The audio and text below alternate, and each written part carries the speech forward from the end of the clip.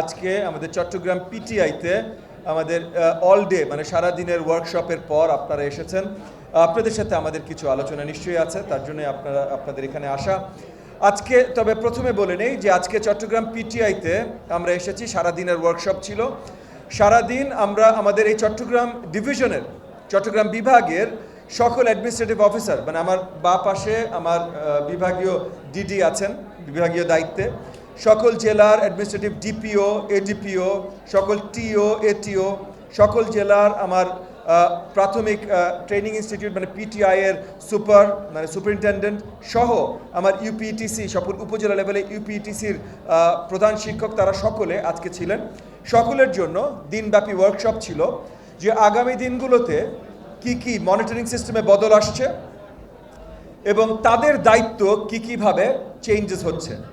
তারা ম্যানেজারিয়াল দায়িত্ব থেকে লিডারশিপ দায়িত্বে যাচ্ছে, তাদের দায়িত্বর পরিধি, তাদের দায়িত্ব আর কোন কোন জায়গায় যাচ্ছে। এবং এখান থেকে আজকে আপনাদের জন্য বড়ভাবে যে জিনিসটা আলোচনা এখন আনতে হবে, এবং এখন আপনারা ধরে নিতে পারেন যে আমরা অফিসিয়ালি ডিক্লেয়ার করছি যে আগামী দিনগুলোতে আমাদের প্রাথমিক শিক্ষা মন্ত্রণালয়ের অধীনে যে আমাদের ফুল মনিটরিং টিম আছে, তারা বিগত দিনগুলোতে শুধুমাত্র সরকারি প্রাথমিক বিদ্যালয়গুলো মনিটর করত। এটাতে আমরা নতুন নীতিমালায় পুরো বদল আনছি। আগামী দিনগুলোতে তারা সকল প্রাথমিক বিদ্যালয়কে মনিটরিংয়ের অধীনে আনবে। সো সকল বেসরকারি বিদ্যালয়, সকল কিন্ডারগার্টেন, সকল ইংরেজি মাধ্যম বিদ্যালয়, যত প্রাইভেট বিদ্যালয় আছে সবগুলো আগামী দিনগুলোতে, সো প্রাথমিক বিদ্যালয় এটার বেসিক বিশ্লেষণ হলো 10 বছর বয়স পর্যন্ত যেই প্রাতিষ্ঠানিক বিদ্যা একজন শিক্ষার্থীর পাবার কথা বা একজন শিশুর পাবার কথা, সেটাকে আমরা বাই ডেফিনিশন প্রাথমিক বিদ্যা বলে থাকি। সো যেই জায়গায় প্রাথমিক বিদ্যালয়ের বিদ্যা প্রদান করা হবে, সেটা প্রাইভেট সেক্টর হোক, যেই সেক্টরই হোক, সেটার মনিটরিং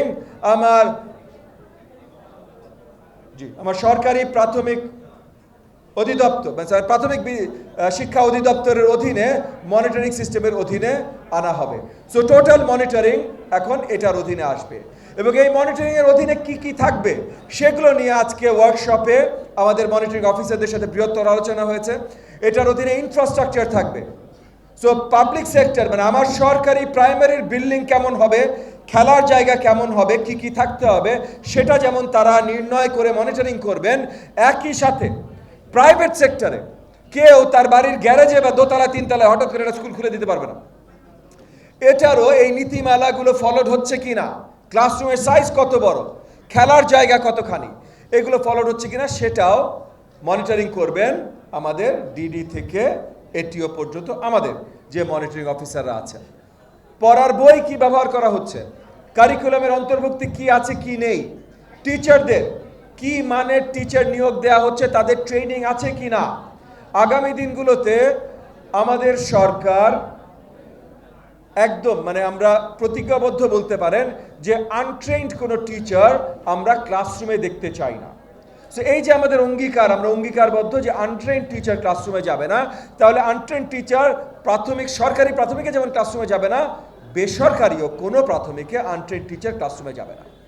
সো এই সকল দায়িত্বগুলো আমাদের মনিটরিং অফিসারদের উপরে প্রদান করা হয়েছে। আগামী দিনগুলোতে তারা এই দায়িত্বগুলো শক্তভাবে পালন করবেন। এগুলো নীতিমালা সামনে আসছে। আজকে এই ওয়ার্কশপে এগুলো রিলেটেড কিছু ট্রেনিং তাদেরকে দেওয়া হয়েছে। আগামী দিনগুলোতে এগুলোর আরও বিস্তারিত ট্রেনিং তাদেরকে দেওয়া হবে। সো আজকে আপনাদের মাধ্যমে আমাদের মনিটরিং অফিসারদের যেটা বলা হয়েছে, সেটাই আপনাদের মাধ্যমে জাতির জন্য পরিষ্কার মেসেজ। আগামী দিনগুলোতে প্রত্যেকটি প্রাথমিক বিদ্যালয়, সরকারি বেসরকারি যেই মাধ্যমই হোক না কেন, তারা সরকারি মনিটরিংয়ের অধীনে আসবে ইনশাআল্লাহ।